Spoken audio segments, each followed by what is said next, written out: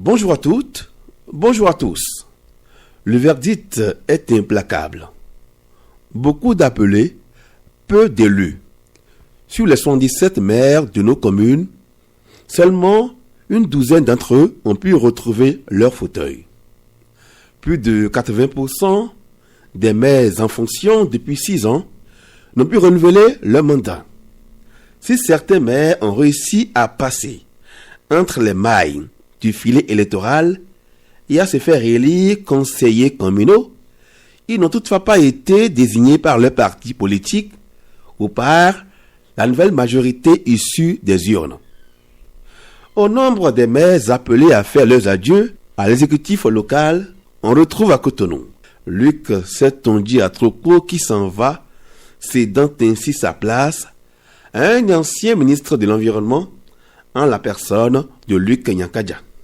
Dans la grande cité dortoir, à Bomekalavi précisément, Angelo Évariste Arwandinou laisse son fauteuil à Nathanaël Koti. Idem à Semempodji. Le maire Jonas Gbanameto fait ses valises au profit de Thomas Singbo. À Porte-Novo, Charlemagne Nyankoti s'éclipse pour une mission parlementaire. Et désormais, c'est Rachad Toukourou qui prend les commandes de la cité des Aïnovi. Parmi les maires qui ont survécu au tsunami dévastateur du 11 janvier dernier, on peut citer Germain Wanvoyegbe de la commune d'Adjara, André Todje de Soava, Joseph Hunkari d'Akro-Miserete et Gabriel Gangoutodé de la commune d'Avouankou. De ce renouvellement intervenu à la tête de plusieurs de nos communes, il convient de tirer 3 enseignements majeurs. Des enseignements que cachent des défis à relever durant les 7 prochaines années. Le premier enseignement tient à l'ultimatum lancé au nouveau maire à la faveur des dernières élections communales. Les citoyens envoient un message clair aux 77 édiles. Ils ne veulent plus d'un figuron, c'est-à-dire d'un maire amorphe et sans ambition à la tête d'une commune. Ils veulent plutôt avoir des maires ambitieux, dynamiques et développeurs. La différence entre les anciens maires qui prennent le clic et le clac et les nouveaux venus est que les seconds savent déjà à quoi s'en tenir.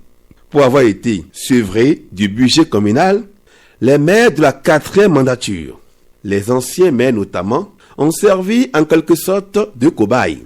C'est avec eux que les réformes introduites par le gouvernement en 2022 dans les collectivités territoriales ont pris corps. Le deuxième enseignement tient à la maîtrise et à l'appropriation de la fonction de maire. Quelle est la mission assignée aux maires dans le contexte des nouvelles réformes sur la décentralisation? Quelles sont les relations fonctionnelles entre le maire et le secrétaire exécutif? Les nouveaux maires doivent avoir une idée claire et précise par rapport aux attentes des citoyens.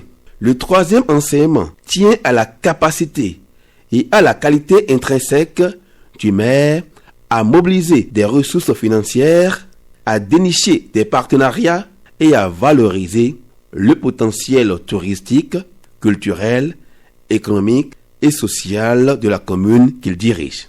Il nous est revenu que l'un des critères ayant prévalu à la désignation de la plupart des maires actuels est leur niveau intellectuel. Mais une chose est de disposer de compétences intellectuelles pour conduire à bon port une mairie. L'autre chose est de pouvoir s'en servir pour gérer les ressources humaines, les ressources financières. Einstein n'a-t-il pas dit « La sagesse n'est pas le produit de l'exécution, mais d'une perpétuelle tentative pour l'acquérir. » Merci de votre aimable attention et à jeudi prochain.